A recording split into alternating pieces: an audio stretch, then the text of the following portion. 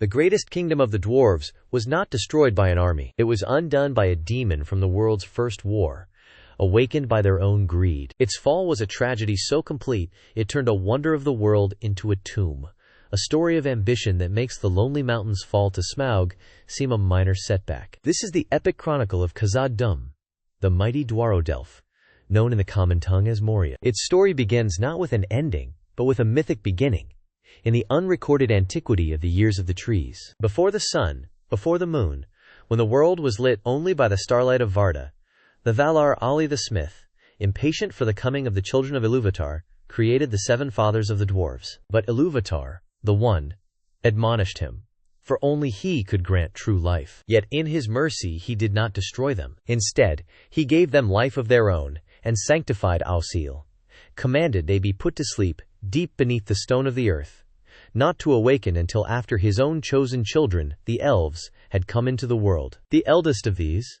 and the greatest, was Durin. He awoke alone, in the north of the misty mountains, under Mount Gundabad, a king without a people. He wandered south along the great mountain range, a solitary figure in a vast, silent world, until he came upon a valley of unparalleled beauty. There, nestled between three mighty peaks, Caradhras, Celebdil, and Fanwidhol, lay a dark and glassy lake. He named it Kheled-Zaram, the Mirror, and as he looked into its still waters, he saw not only his own reflection, but a crown of 7 stars that seemed to blaze around his head, though it was daytime. It was an omen, a promise of kingship and destiny. Here, in the caves above the lake, he made his home. This was the beginning of the mighty city that would be called Khazad-dûm, the Dwarrowdelf. Slowly, over uncounted years, the other sleeping dwarves of his line began to awaken, and they were drawn to him. They found their king, Durin I, who would live so long he became known as Durin the Deathless, believed by his people to be endlessly reincarnated in his heirs. As the first age of the sun dawned, the world was thrown into chaos. In the west,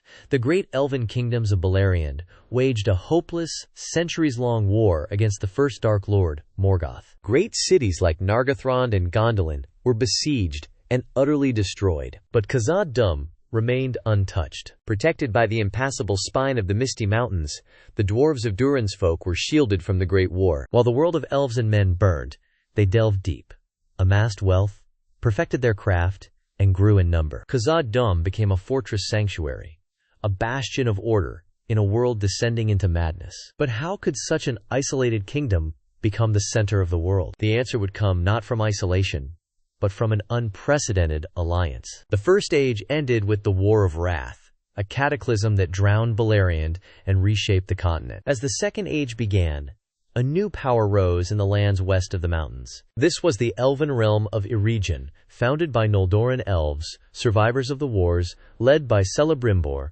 grandson of the legendary Feanor. These were the high elves, mastersmiths, and lore masters in their own right. And unlike the woodland elves, they did not distrust the dwarves. Instead, a friendship grew between Eregion and Khazad-dûm, the likes of which was never seen before or since between the two races. The elves of Eregion desired a rare and precious metal for their craft. The dwarves of Khazad-dûm had discovered it in abundance, deep beneath their mountains. They called it Mithril, true silver. It was as light as a feather, as strong as dragon scale, and could be polished to a shine that never tarnished. Its value was beyond measure. This shared purpose, this mutual respect between craftsmen, led to the opening of Khazad-dûm's west gate, the doors of Durin, which faced toward the elven kingdom. It was a marvel of joint creation, made by the dwarf Narvi and inscribed with spells by the elf Celebrimbor. The inscription read, "The doors of Durin, Lord of Moria. Speak, friend, and enter." In those days, the friendship was so great that the doors stood open, and traffic between the two realms was constant. Khazad-dûm entered its golden age. Its halls were filled with light and song. Its wealth was the envy of all Middle-earth, and its friendship with the elves brought an unprecedented era of creation and prosperity. But this light would cast a very long shadow, for a new darkness was stirring. A fair and wise being, calling himself Annatar, the Lord of Gifts, came to the elves of Eregion. He offered them knowledge, secrets of craft that would allow them to halt the slow decay of time in Middle-earth and preserve their lands in eternal beauty. Celebrimbor and his smiths listened. Together, they forged the rings of power. The dwarves of Khazad-dûm knew nothing of this, secure in their mountain home. But Annatar was Sauron, the heir of Morgoth, and in secret he forged a master ring to control all the others. When he placed it upon his finger, the elves were aware of him, and they took their rings off. Sauron's rage was absolute. He had been discovered. He unleashed his armies and fell upon a region with devastating force. The elven realm was annihilated, its beautiful city razed to the ground, and Celebrimbor was slain. Yet Khazad-dûm was not conquered. As the elven survivors fled the destruction, the dwarves opened their gates, not for trade, but for war. A great host issued from the east gate to fall upon Sauron's rearguard, allowing Elrond to lead the refugees to safety, and found the hidden valley of Rivendell. But Sauron's armies were too vast. The dwarves were driven back inside their mountain fortress, and for the first time in its history, the west gate of Khazad-dûm was sealed shut. The friendship was over. The world outside had grown dark. Khazad-dûm was once again isolated, but this time it was an isolation born of fear, not of peace. Thus began the long, slow twilight of the dwarves. The Second Age ended with Sauron's defeat at the hands of the last alliance of elves and men. But the world was changed. The friendship with the elves was a memory. The flow of trade and knowledge ceased. The dwarves turned inward, focusing solely on the treasures beneath their feet. For millennia, they endured. But a hunger was growing in the heart of the mountain. The easiest veins of Mithril had all been mined. To find more of the precious metal that was the foundation of their wealth and the pride of their kingdom, they had to delve ever deeper. Their avarice deepened with every swing of the pickaxe. They sought the heart of the mountain, chasing a dwindling memory of their former glory. Was this insatiable hunger their own? Or was it subtly amplified by another power? For the king of Khazad-dûm was the bearer of one of the 7 rings of power given to the dwarf lords, a ring Sauron had tainted with his malice, fanning the flames of greed. In the year 1980 of the Third Age, under the reign of Durin VI, the miners delved deeper than ever before. They tunneled beneath the roots of Caradhras the Cruel, into primordial stone that had not known light since the making of the world. They were searching for the mother lode, the one great vein of Mithril that would restore their fortunes. They found something else. They broke through a wall of rock into a darkness that was ancient and profound, a prison sealed in the world's foundation. What they awoke was a relic of a forgotten war, a demon of the ancient world, a Balrog of Morgoth, that had fled the cataclysm of the War of Wrath and hidden itself in the roots of the mountains. It was a being of shadow and flame, a creature of pure terror, whose power was far beyond the reckoning of the dwarves. But here lies the true, chilling heart of the tragedy, a question that echoes in the silent, empty halls of Moria. Was it simply greed? Was it a blind lust for Mithril that drove them to their own doom? Or was there a darker design at play? Could the Balrog, a Manyar spirit trapped for millennia, have exerted a subtle, creeping influence? Did its will seep into the very stone, twisting the veins of Mithril, the object of dwarven desire, into shining silver paths that led not to wealth, but to its own prison door? The precious metal they sought may have been the very lure and a trap thousands of years in the making. Their greatest treasure, their pride, became the instrument of their damnation. We will never know for certain. What we do know is that the doom of Khazad-dûm was swift and absolute. The creature rose from the abyss, and a terror unlike any known in the Third Age was unleashed. It ascended through the deep halls, a moving holocaust. King Durin VI stood against it, a king defending his home, but his axe was no match for a demon of the elder days. He was slain there, in the deepest dark, the first to fall. For a year the dwarves fought a desperate, losing war within their own home. They sealed tunnels, they set traps, they made brave stands in the glorious halls their fathers had built. But they were fighting a nightmare. The Balrog could not be killed by axe or sword. It was a tide of fire that consumed everything. King Nain I, son of Durin, led the final, hopeless defense of the treasury. He too was slain, and with him, the hope of the kingdom died. The survivors, a broken and terrified remnant of a once mighty people, fled. They streamed out of the east gate, abandoning their home of uncounted years, leaving behind the bones of their kings and the wealth of a civilization. The great kingdom of Khazad-dûm was no more. In the tongues of elves and men, it was given a new name, a name of fear and shadow, Moria, the Black Pit. And as the dwarves fled into exile, a new evil crept in. Sauron, ever watchful, saw his opportunity. He directed his filthiest servants, the orcs of the Misty Mountains, to occupy the abandoned city. They swarmed into the upper levels, defiling the great halls, scrawling their crude symbols over the masterful runes, and making their lairs in the mansions of dwarven lords. Moria became a bastion of darkness, a place of dread. The Balrog ruled the depths, a slumbering god of destruction, while the orcs infested the upper halls like maggots in a corpse. For centuries, the exiled Longbeards, the people of Durin, wandered without a home. They founded a new kingdom in the Grey Mountains, and later, the lonely mountain of Erebor. But the memory of Khazad-dûm, of their true home, never faded. It was a wound that would not heal, a fire of loss and vengeance that smoldered in their hearts. This grief was fanned into a furnace by the lingering malice of the Ring of Power. Thror, the king of Durin's folk, now an old and desperate man, became haunted by the memory of his kingdom's lost wealth. Driven by a blend of courage, madness, and the ring's corrupting influence, he made a fatal decision. In the year 2790, against all counsel, he returned to Moria. He did not go to reclaim it, for he knew that was impossible. He went simply to look upon the home of his fathers one last time. He traveled with a single companion, Nar,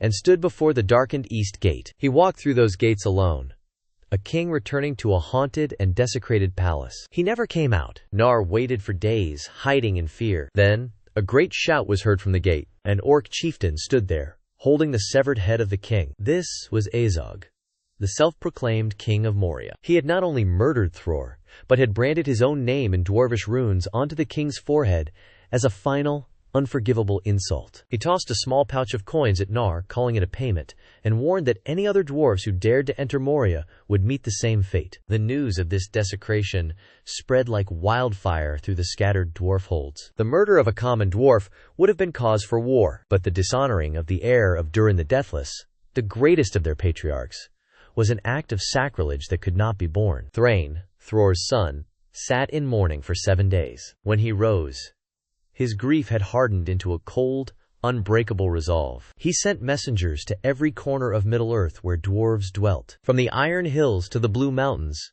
the call went out. It was a summons not just for battle, but for a war of total extermination. For 3 years, the clans gathered their strength. They forged new weapons.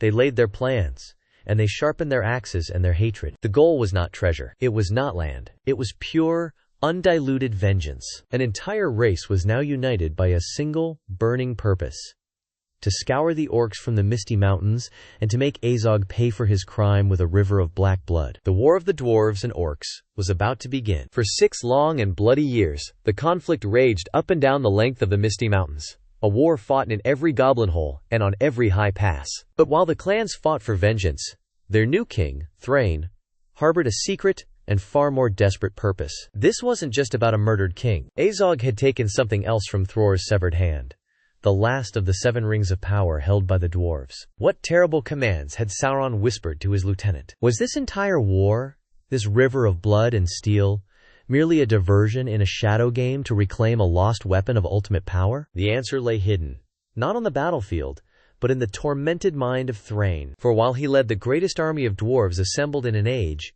his thoughts were consumed by the lost ring. He alone now carried the last secrets of his house, the key and map to the lonely mountain, passed to him by Thror before his mad journey. Hope for the future had become a source of gnawing terror. What if Sauron knew? What if Azog was merely the bait in a much larger trap? The war reached its bloody climax in the valley before the east gate of Moria, a place the elves called Azanulbazar, and the dwarves remembered in their own tongue as Nanduhirion. Every dwarf clan was there. It was the winter of 2799, and the air was so cold it burned the lungs. The battle that followed was no clash of heroes. It was an abattoir. The orcs had the advantage of numbers, and held the high ground of the gate steps. But the dwarves were fueled by an unquenchable, white-hot fury. Leading the charge was a young, fierce dwarf prince, his eyes burning with a cold fire that matched his grandsire's. This was Thorin, son of Thrain. But even as heroes were forged in the crucible of battle, the cost was staggering. The dwarves were winning, but they were being bled white. Many of their greatest lords fell. Thrain himself was grievously wounded, losing an eye, his mind teetering on the brink of despair. And then, from the Dimril gate, Azog emerged. Massive, pale and sneering, he towered over his bodyguard, a vision of triumphant evil. He roared a challenge, seeking out the Dwarven king to finish the line of Durin for good. But it was not the wounded king who answered the challenge. A fresh host of dwarves, the warriors of the Iron Hills, had arrived late to the battle, and their strength was not yet spent. At their head was Nain, brother of the king of the Iron Hills, and his face was a thundercloud of wrath. He charged through the fray, his company cleaving a path directly to the Dimril gate where Azog stood gloating. Azog laughed,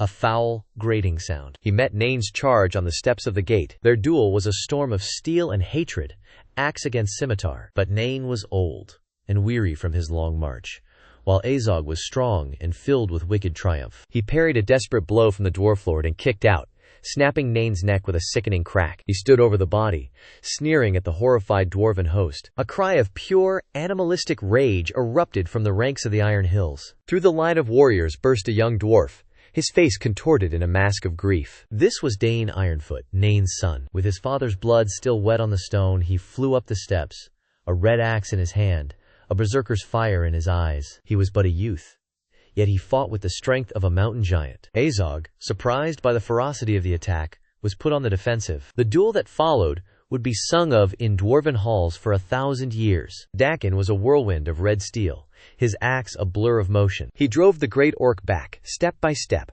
until with one final mighty swing, he hewed Azog's head from his shoulders. For a moment, silence fell upon the valley, broken only by the thud of Azog's head rolling to a stop. Then, a roar of triumph erupted from the dwarves. The orcs, seeing their chieftain slain, broke and fled in terror. The dwarves gave chase, and there was a great slaughter. Vengeance had been served. The victory was absolute, but the cost was unspeakable. When the bloodlust faded, the true horror of the day was revealed. The valley of Azanulbazar was a graveyard. Nearly half of the dwarves who had marched to war lay dead. So many had fallen that they could not be entombed in stone as was their custom. They were burned in great pyres that lit the valley for days. Thrain, his eye lost and his spirit broken, stood before the gates of Moria. He wished to enter, to reclaim the ancestral home. But Dane, now lord of the Iron Hills, his youth burned away by the fires of war, held him back. "The world is full of grief," he said, "and we have vengeance. But we have not the strength to hold Moria, for something far darker than orcs now dwells in the deep places, a shadow and a flame. Durin's Bane still waits."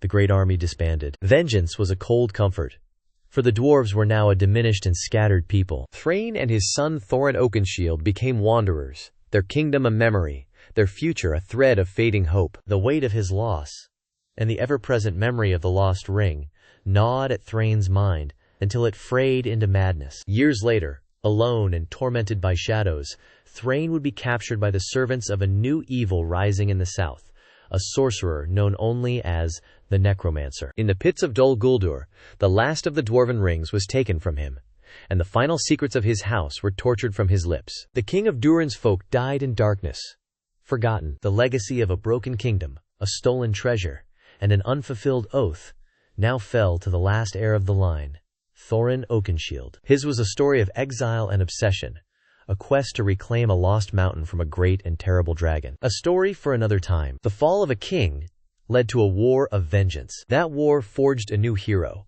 and set in motion the quest that would change the fate of Middle-earth forever. To see how Thorin Oakenshield seeks his revenge and reclaims his birthright, make sure you subscribe to the _Silmarillion_Chronicles. The greatest tales are yet to come.